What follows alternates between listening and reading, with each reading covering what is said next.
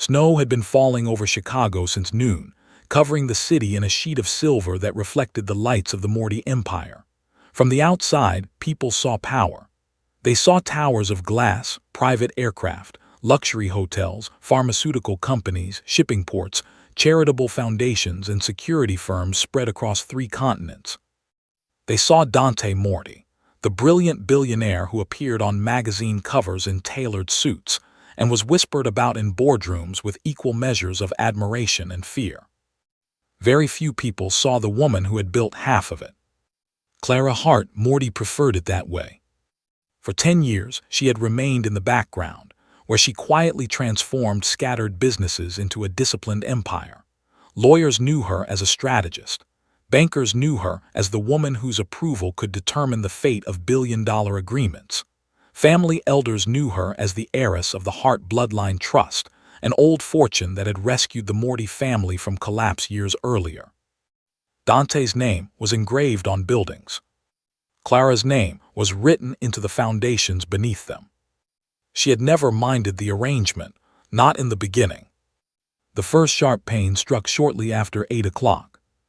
Clara was standing in the nursery of their penthouse, adjusting the small silver frame that stood between the twins' cribs.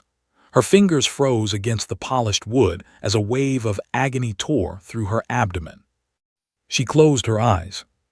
33 weeks. It was too early. Another pain followed the first, then another. Warmth spread down her legs. When she looked down, she saw blood. Within minutes, security officers were clearing elevators while paramedics rushed her into a waiting vehicle. The lights of downtown Chicago blurred past the windows as sirens echoed through the frozen streets. Placental abruption, one physician said quietly. We're notifying the surgical team. Clara rested a trembling hand against her stomach. Hold on, my loves, she whispered to the twins. Just hold on. The Morty Medical Center rose into view, its upper floors illuminated against the dark sky. The hospital had been built with Hart money and Morty ambition decades earlier. Entire wings bore the names of relatives who had transformed private fortunes into public institutions. Tonight, none of that power mattered. Doctors rushed her through the private maternity entrance while nurses attached monitors and checked her blood pressure. Somewhere nearby, alarms sounded. We need to move now, a surgeon said. The wheels beneath Clara's bed rolled faster as they entered a long corridor lined with glass walls. Then she saw him. Dante stood inside the family lounge, only a few yards away. At first, relief flooded through her. He was here. Everything would be all right. Then she realized he was not alone. A young woman stood in front of him, her face pressed against his shoulder as he wrapped his arms around her. Valentina Russo. Clara knew her name long before she recognized her face. Valentina handled investor relations for one of the Morty companies. Rumors had circulated for months, disappearing each time they threatened to become something more substantial. Now Valentina's hand rested protectively against the gentle curve of her stomach. She was pregnant. Dante lifted his head. His eyes met Clara's through the glass. For one suspended second, the world became perfectly still. Clara saw recognition flash across his face. Shock followed. Then guilt. She waited for him to move. She waited for him to run toward her, to throw open the doors, to demand answers from the doctors, to stand beside her as their sons fought for their lives. Instead, Dante turned slightly and drew Valentina closer against his chest. It was a small movement. A simple movement. But Clara understood it immediately. He was shielding Valentina from the sight of his bleeding wife. A nurse pushed the bed forward, and the glass wall disappeared behind them. The operating suite doors swung open. Someone pressed a stack of documents into Clara's hands. We need your signature immediately. Clara lowered her eyes toward the pages. Most of them were ordinary surgical authorizations, blood transfusion consent forms, emergency treatment approvals. Then something caught her attention. A second signature page had been slipped into the stack. Her name was printed at the bottom, Beneath it, a paragraph granted temporary authority over her trust, her medical decisions, and the inheritance reserved for her sons. The designated recipient was Dante Morty. Clara stared at the page as another wave of pain crashed through her body. Suddenly, the blood on the floor seemed less frightening than the paper in her hands. Pain arrived in waves so violent that Clara could no longer tell whether the warmth spreading through her body came from blood, tears, or the bright surgical lights hanging above her. Voices echoed around her as doctors moved quickly from one side of the operating room to the other. Metal instruments clattered against trays. Monitors beeped steadily. Somewhere nearby, a nurse was counting units of blood while another repeated the names of medications. Yet Clara could think of only two things: her sons, and the document lying on the blanket covering her legs. She forced herself to breathe slowly. Years of negotiating with ruthless men had taught her that panic was simply another weapon placed in an enemy's hands. Her fingers tightened around the paper as she read the lines again. Temporary transfer of authority, emergency voting rights, medical proxy designation, access to trust reserves, authority over all decisions concerning the twins. Every sentence had been written carefully enough to appear legitimate to someone reading quickly. Whoever had prepared the document understood law, family governance, and timing. Another contraction tore through her body. "Mrs. Morty, we have to move now," the surgeon said. Clara looked directly at the nurse standing beside her. "Photograph every page, front and back." The nurse blinked in surprise. "Ma'am." "Now." The woman obeyed immediately. Clara took the pen that had been placed in her hand and drew a thick line across the forged authorization. Beneath it, she wrote 3 words. "Not signed, void." Then she added the exact time. The doors burst open at that precise moment, and her younger sister hurried into the room wearing a hastily buttoned coat over hospital scrubs. Nora Hart looked at the blood on the floor, the frightened expressions on the nurses' faces, and finally at Clara herself. "What happened?" "Take the twins," Clara whispered. "Protect the trust." Nora's eyes dropped to the altered document. Her expression hardened instantly. "Who gave you this?" "I'll tell you later." The surgeon interrupted them. "We have to begin immediately." Nora squeezed Clara's hand. "I'll be here when you wake up." Clara managed the faintest nod before anesthesia blurred the edges of the room. The first thing she heard when consciousness finally returned was the sound of someone crying. Not one voice. 2. Weak, fragile fighting. "The boys?" she asked. "They're alive," Nora answered quietly. Relief flooded through Clara so quickly that it almost hurt. Then she saw the expression on her sister's face. "What is it?" "Dante left the hospital." For several seconds, Clara simply stared at her. "He left." Nora nodded slowly. "Security footage shows him leaving through the underground entrance 43 minutes ago." "Alone?" "No." Clara closed her eyes. "Where did they go?" "To the Monarch." The Monarch Hotel belonged to the Morty family. It was also where members of the family council gathered whenever major agreements were about to be signed. Understanding settled over Clara with terrifying speed. The forged document. The hidden authority transfer. The midnight deadline. The alliance. Dante had not abandoned the hospital because he was afraid. He had left because he believed the Empire could not wait. A nurse entered the room carrying another folder of paperwork. As she placed it on the table beside Clara's bed, a small gold card slipped from between the pages. Clara picked it up. Printed across the front were 6 handwritten words. "North Star vote confirmed at midnight." The first thing Clara heard the following morning was the steady rhythm of machinery breathing alongside her sons. Thin tubes carried oxygen into their tiny lungs while monitors measured every heartbeat, every movement, and every fragile victory. The room was warm, but Clara felt cold as she stood behind the glass separating her from the neonatal intensive care unit. Theo weighed barely 4 pounds. Elliot was even smaller. Their lives, which had once existed as gentle movements beneath her heart, were now being protected by wires, medication, and the determination of exhausted doctors who refused to surrender. Clara pressed her palm against the glass. "Keep fighting," she whispered. A physician approached quietly. "Your sons are stronger than we expected." Clara nodded without turning around. They inherited that quality. She was still staring at the twins when Nora entered the corridor carrying a black leather folder. One glance at her sister's expression was enough to tell Clara that the night had produced even more unwelcome discoveries. "What happened?" Clara asked. Nora opened the folder and removed several printed pages. "The first announcement was released an hour ago." Clara took the papers into her hands. At the top of the first page appeared the seal of the Morty family office. Out of respect for her privacy and continued recovery, Clara Hart Morty will be stepping away temporarily from all family and business responsibilities. She read the statement twice, then a third time.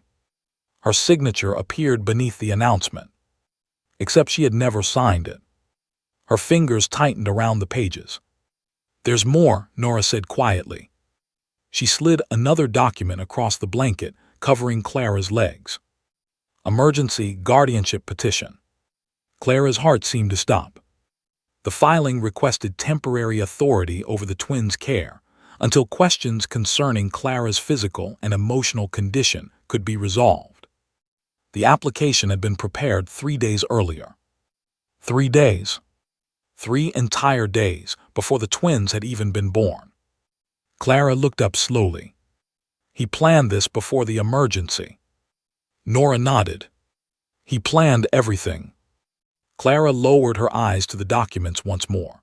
Suddenly, memories she had ignored for months began returning with astonishing clarity.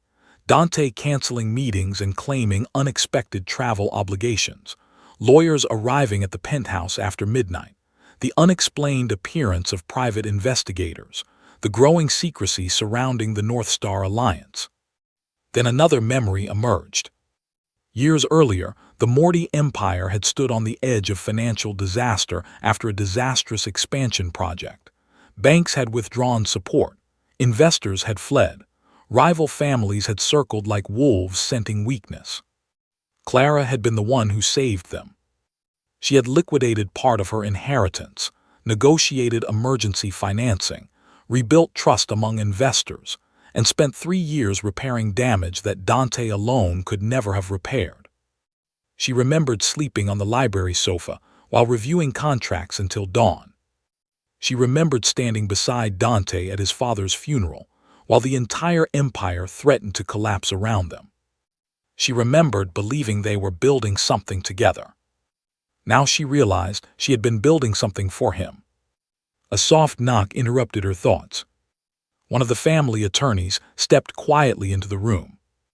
"We recovered additional security footage from the penthouse," he said.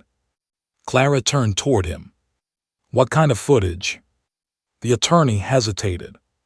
Then he placed a tablet computer into her hands. The recording showed the front entrance opening shortly after midnight. A familiar woman stepped inside carrying 2 large suitcases.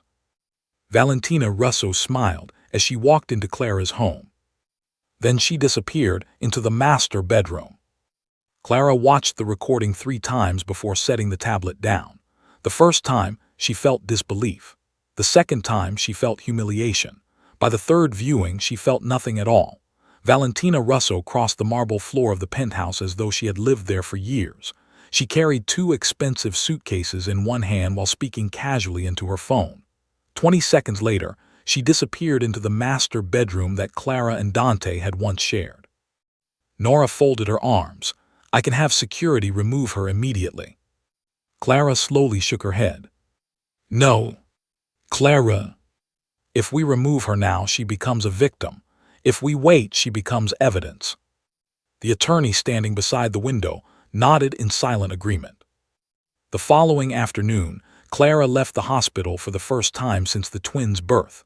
The doctors objected immediately, but she promised she would return within 2 hours. Her body still ached from surgery. Every movement reminded her that stitches, blood loss, and exhaustion could not simply be ignored because the rest of her life had collapsed. Snow covered the streets as the vehicle approached the Morty penthouse overlooking Lake Michigan. Security guards opened the gates without speaking. Their expressions revealed that news of the scandal had already begun circulating through the empire. Clara stepped into the entrance hall. Silence greeted her. She had expected shouting, confusion, perhaps even confrontation. Instead, the entire residence felt like a museum after closing hours. Then she noticed the changes. The white roses she had arranged 2 weeks earlier had disappeared. A crystal vase stood in their place, filled with dark red flowers that Valentina had always carried to corporate events. Framed photographs had been removed from the piano. Candles Clara had collected during years of travel had vanished from the shelves. Someone had not simply entered her home. Someone had redesigned it. Nara pushed open the doors, leading toward the master bedroom. Clara stopped walking. The room looked familiar, yet entirely foreign. Valentina's clothing hung inside the dressing room. Expensive cosmetics stood neatly arranged across the marble countertop. A pale blue silk robe rested on the chair beside the fireplace. Clara walked toward the nursery. The first crib was gone. Then she saw that the second one had vanished as well. Boxes stood against the wall. Folded blankets had been stacked beside them. The hand-painted stars Clara had carefully placed across the ceiling remained exactly where she had left them. Everything else had disappeared. Nora suddenly knelt beside one of the open boxes. "Clara, what is it?" "Your jewelry case." Clara immediately crossed the room. The leather box lay open among the blankets. Empty. Her mother's emerald bracelet was gone. The bracelet had never been the most expensive piece she owned. It had belonged to her grandmother before passing to her mother and eventually to her. 3 generations of women had worn it during weddings, births, and funerals. Nora's face darkened. "She took it." Clara said nothing. A message suddenly appeared on the attorney's phone. He read it once before raising his eyes. "We've found something else." Clara turned toward him. "What?" "A transfer request connected to the North Star Alliance." "Whose name is on it?" The attorney inhaled slowly. "Valentina Russo." Then he handed the phone to Clara. At the bottom of the document appeared a destination address. Lake Geneva Estate. Estimated value, $22 million. The storm arrived shortly after midnight. Snow struck the windows of Clara's hospital suite while the city disappeared beneath a curtain of white, and somewhere above the lake, one of the Morty family's private aircraft descended through the darkness. Clara sat beside the glass wall of the neonatal unit with a blanket around her shoulders, watching Theo's tiny chest rise and fall beneath the soft blue glow of the monitors. Elliot had finally fallen asleep an hour earlier. For the first time in days, the machines surrounding them were quiet. Then Nora's phone rang. Clara knew immediately that something had happened. Her sister listened silently for several seconds before ending the call and turning toward her. "They found it." Clara slowly stood up. "Found what?" "The red dossier." For nearly a week, investigators employed by the Heart Trust had been tracing hidden transactions connected to the North Star Alliance. Most of the records had been erased, redirected, or protected behind layers of shell companies. But someone had made a mistake. An aircraft maintenance invoice had led investigators to a private hangar owned by one of the Morty aviation subsidiaries. Inside, they had discovered a locked steel cabinet. Inside the cabinet, they had found a red leather case. An hour later, Clara sat in a secure conference room inside the hospital while Nora, their attorney, Samuel Reeves, and 2 forensic specialists carefully examined its contents. No one spoke. The silence itself felt dangerous. The first folder contained copies of Clara's signatures collected from trust documents, charitable donations, board resolutions, and medical records. The second contained photographs of the twins' nursery. The third contained financial projections, showing how much the North Star Alliance would increase Dante's personal wealth. The fourth contained surveillance schedules, documenting Clara's movements during the final weeks of her pregnancy. Nora's expression darkened with every page. Then Samuel carefully removed a yellow legal pad from the bottom of the case. Unlike the other documents, these notes had been written by hand. Clara recognized Dante's handwriting instantly. She felt her stomach tighten. The first page contained dates. The second contained names. The third contained a sequence. Delivery, temporary proxy, emergency authority, alliance vote, trust transfer, public announcement, custody filing. At the bottom of the page, one final sentence had been written in black ink. 30 days until she can organize. No one in the room moved. No one needed to. The meaning was perfectly clear. Dante had never intended to harm Clara physically. In some ways, that realization was even more disturbing. He had simply calculated how long it would take a woman recovering from surgery, protecting premature twins, enduring blood loss, and fighting exhaustion to rebuild enough strength to resist him. 30 days.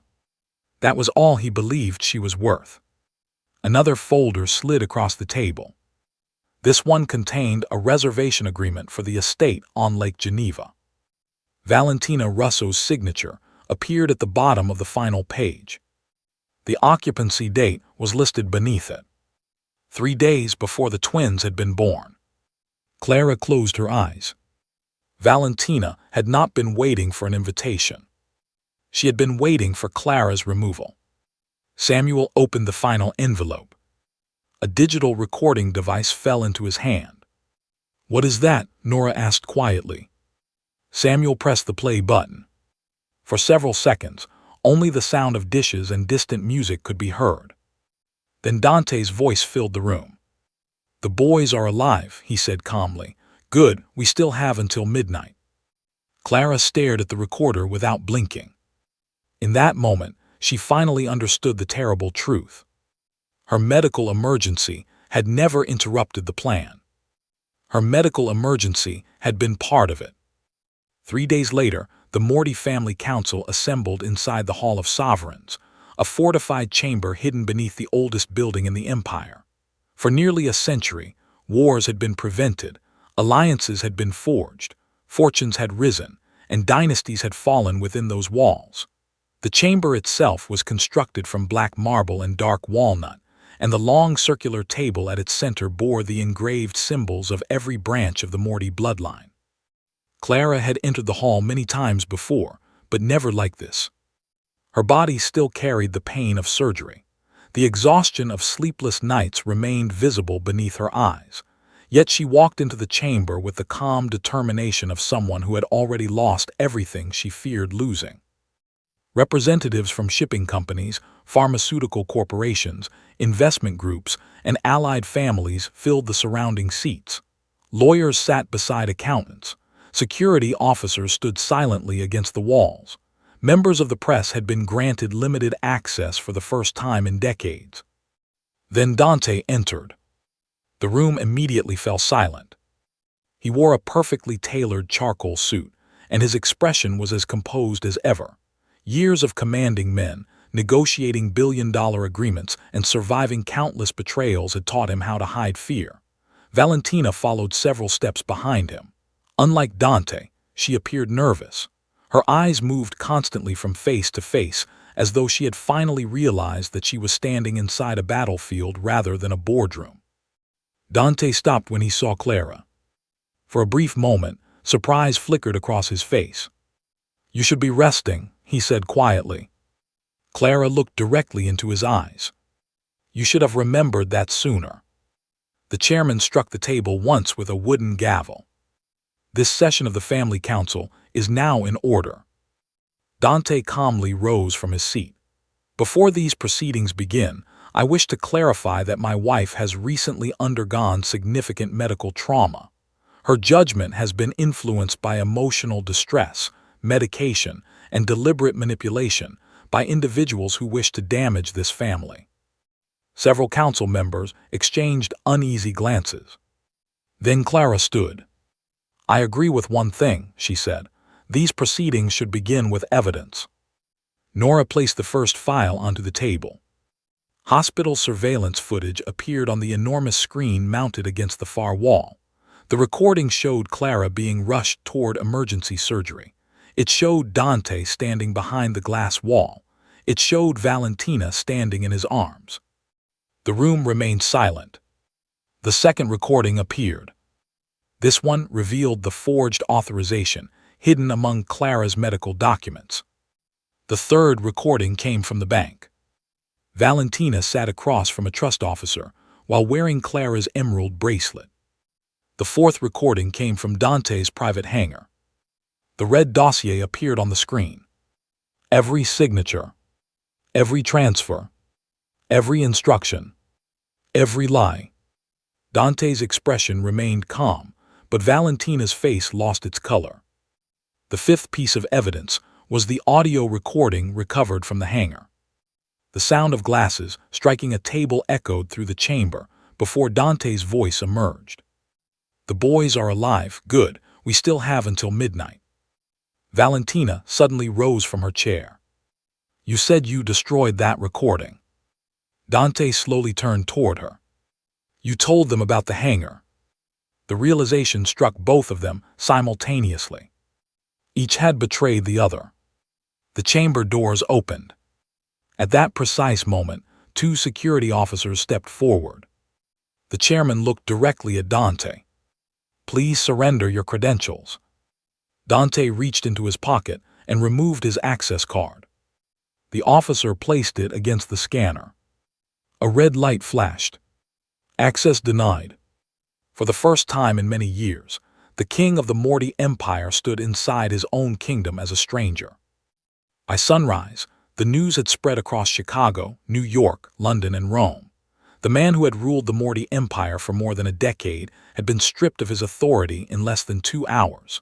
Financial networks reported that Dante Morty had stepped away from executive leadership, while legal investigators reviewed allegations of fraud and abuse of power. The statement released to the public was carefully written, revealing almost nothing while concealing even less. Inside the empire, however, everyone understood that a war had ended and another one had begun. Clara remained exactly where she had been the night before. The neonatal intensive care unit was quiet except for the soft hum of machines and the occasional footsteps of nurses moving through the corridor. Theo had finally gained enough strength to breathe without additional support for several minutes at a time. Elliot had opened his eyes twice that morning before falling asleep again. Clara sat between their incubators, reading legal reports while keeping one hand gently pressed against the glass beside Theo's tiny fingers. Her attorney, Samuel Reeves, entered the room carrying 3 thick folders. "The investigators have finished their preliminary review," he said quietly. Clara looked up. "How bad is it?" "Worse than we expected." He placed the folders on the table. The first contained records of unauthorized transfers connected to the North Star Alliance. The second detailed alterations made to trust documents during the final weeks of Clara's pregnancy.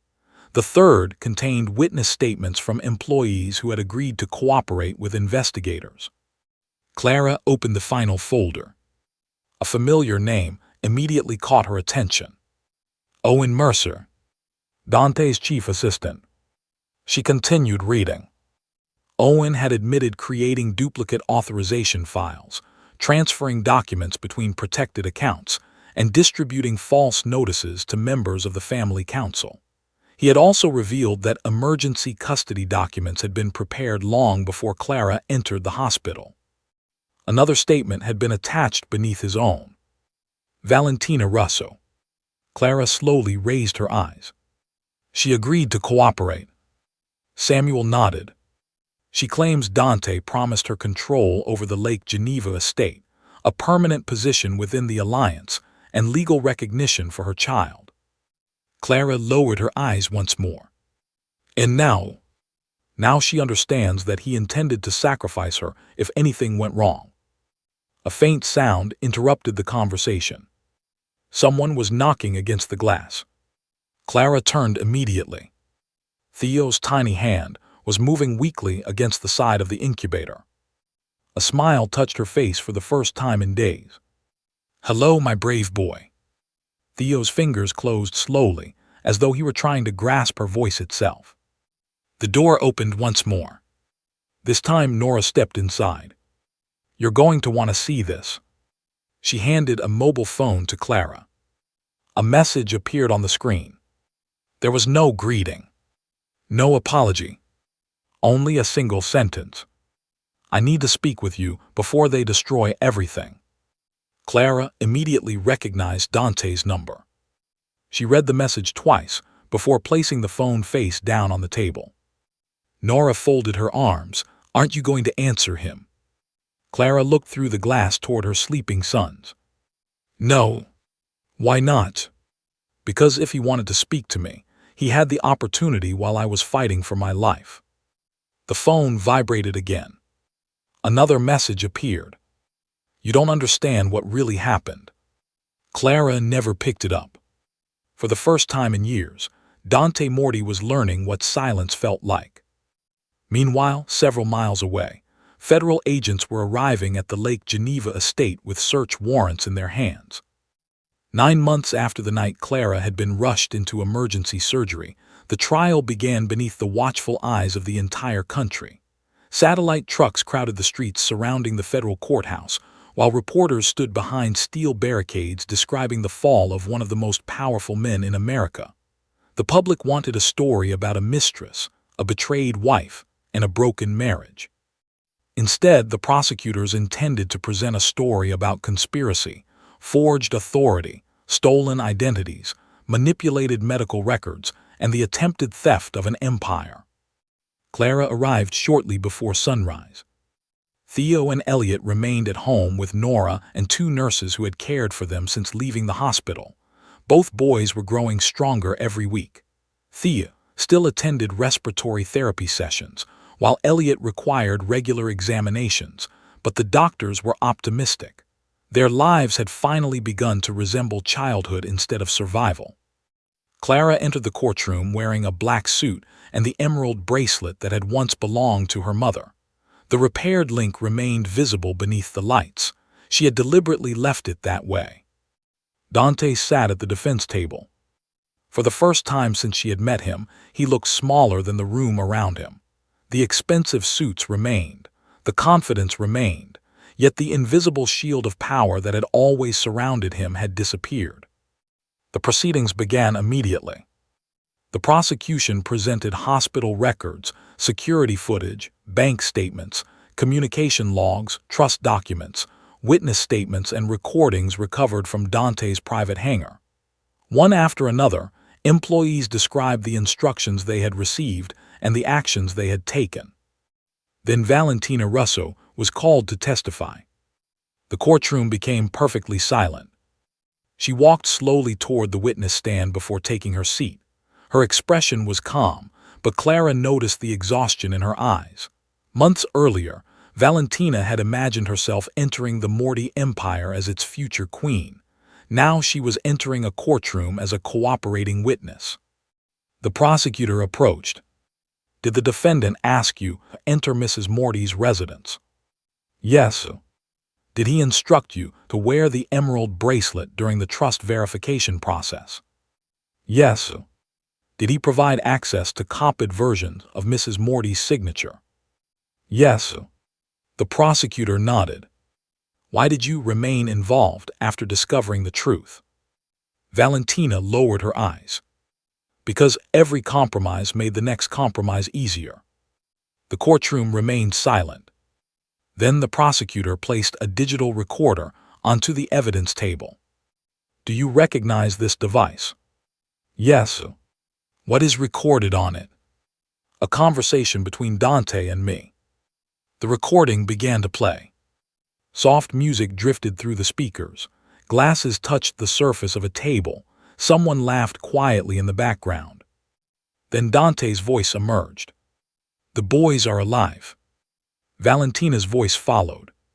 "Shouldn't you return to the hospital? We still have until midnight." The prosecutor allowed several seconds of silence to pass. What did he mean by that statement? He meant the North Star Alliance. The prosecutor nodded once more. What happened next? Valentina slowly lifted her head. He chose the agreement. For the first time since entering the courtroom, Dante looked directly at Clara. She held his gaze without speaking. The prosecutor picked up another document. Your Honor, the government now submits the handwritten timeline recovered from the defendant's private hangar.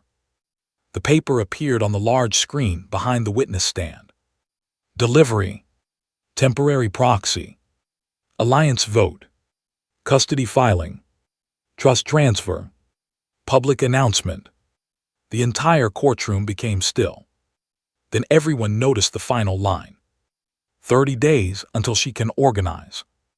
Dante closed his eyes. The jury had not yet reached a verdict. But the empire he had built was already gone. Rain fell steadily against the tall courthouse windows as the jury returned to the courtroom. Nearly a year had passed since the night Clara Hart Morty had been rushed through the private maternity wing while fighting for her life and the lives of her sons. Theo was learning to walk. Elliot had recently discovered the joy of throwing food across the kitchen. The world had continued moving forward, even while the fate of the Morty Empire remained suspended between testimony, evidence, and silence. Clara sat beside Samuel Reeves and watched the jurors take their seats. Across the room, Dante Morty remained perfectly still. The foreman stood. The first guilty verdict was read aloud. Then the second. Then the third. Conspiracy. Fraud. Identity theft. Obstruction of justice. Attempted theft of protected trust assets. Falsification of records. Each word struck the courtroom with the force of a hammer against stone. Dante lowered his head. For years, he had commanded corporations, politicians, financiers, judges, and rival families. Men who considered themselves powerful had waited nervously outside his office doors. Now he stood alone while strangers determined the future he would carry for the rest of his life. Yet Clara felt no triumph. She thought of hospital corridors, sleepless nights, frightened doctors, and two tiny boys surrounded by machines. She thought of all the moments that could never be returned. The sentencing hearing concluded 3 weeks later. The divorce proceedings began the following month. Unlike the criminal trial, the family court was closed to the public. No reporters crowded the entrance. No cameras flashed from the sidewalks outside. The silence seemed almost unnatural after so many months of chaos. Dante stood when Clara entered the courtroom. Gray strands had appeared in his dark hair. The sharp confidence that had once defined him had been replaced by something she scarcely recognized. Regret. The judge reviewed the final terms one last time. Clara would retain the Hart Trust, the Chicago estate, and primary custody of the twins. Dante would receive supervised visitation subject to medical approval and future review. Then the judge asked whether either party wished to make a final statement. Dante rose slowly to his feet. For several seconds, he said nothing. Then he looked directly at Clara. I remember the first time we met, he said quietly. You were standing beside a painting nobody wanted to buy. The artist's widow was crying because she needed money to keep her gallery open. You told me to purchase it. Clara remained silent. I remember the night my father died. I remember the years you spent rebuilding the family after everyone else had lost faith in us. I remember you sitting beside me when I thought everything was finished. His voice faltered. I remember all of it. Clara finally looked at him. For years she had imagined this moment. She had imagined anger, satisfaction, sorrow, and relief. Instead, she felt only a strange sense of distance. You remember what I gave you, she said softly. Dante lowered his eyes. You remember the empire I protected, the fortune I preserved, the family I defended, and the life I built beside you. Silence settled across the courtroom. Then Clara stood. But you forgot who I was. The judge handed her the final document. Clara uncapped her pen and signed her name. Not Clara Morty. Clara Hart. By the time Dante finally raised his eyes again, she was already walking toward the door. He turned instinctively, expecting her to look back. She never did. Outside the courthouse, Nora was waiting with Theo and Elliot. Clara smiled as she stepped into the sunlight. For the first time in years, she was finally going home. 3 years later, the last traces of winter were disappearing from Chicago when Clara Hart stood in the backyard of her new home, watching Theo and Elliot chase one another through the grass. The house was smaller than the penthouse she had once shared with Dante, but she loved it for that very reason. There were no marble staircases, no private elevators, no security command centers hidden behind reinforced doors. There was only sunlight pouring through wide windows, laughter echoing through the halls, and the peaceful certainty that every object inside belonged exactly where it was. Theo tripped over his own shoes, tumbled into the grass, and immediately burst into laughter. Elliot declared himself the winner of whatever game they had invented and lifted his paper crown triumphantly into the air. Clara smiled. Years earlier, she would have been attending investor conferences, negotiating billion-dollar agreements, and resolving disputes between rival families. Now she found herself discussing toy trains, storybooks, and whether dragons could defeat dinosaurs. Strangely enough, she had never felt more powerful. The Hart Governance Group had become one of the most respected advisory organizations in the country. Families, corporations, and trust managers sought Clara's guidance whenever questions of succession, inheritance, medical incapacity, or executive authority arose. Her rules were simple: no undocumented decisions, no hidden authority, no dependence upon a single person. Every system had to survive ambition, illness, grief, and betrayal. She had built the organization that she once wished had existed for her. The afternoon sun slipped lower into the sky as guests slowly began arriving for the twins' third birthday celebration. Former nurses from the neonatal unit carried brightly wrapped gifts into the house. Samuel Reeves arrived with enough paperwork to keep him busy for the rest of the evening. Nora entered through the back gate carrying an enormous chocolate cake, while pretending not to notice that Theo was trying to steal frosting with his fingers. Then the doorbell rang. Maya Bennett, one of Clara's attorneys, stood on the front porch holding a single envelope. Clara recognized the handwriting immediately. Dante. For several moments, neither woman spoke. "You don't have to read it," Maya said quietly. Clara looked toward the backyard, where her sons were arguing about who had seen a butterfly first. Then she accepted the envelope. The letter was short. Dante wrote that prison had stripped away the titles, privileges, influence, and power that had once defined his life. He wrote that every night he remembered the glass wall inside the hospital corridor. He remembered Clara being carried toward the operating room while he stood frozen beside another woman. He remembered the nursery she had built with her own hands. He remembered her staying beside his father during the final days of his illness. He remembered the sacrifices she had made to save the empire he had eventually tried to take from her. Most importantly, he wrote that he finally understood the difference between gratitude and entitlement. There was no request for forgiveness. There was no request for reconciliation. For the first time in many years, Dante Morty wanted nothing. Clara folded the letter carefully and slipped it back into its envelope.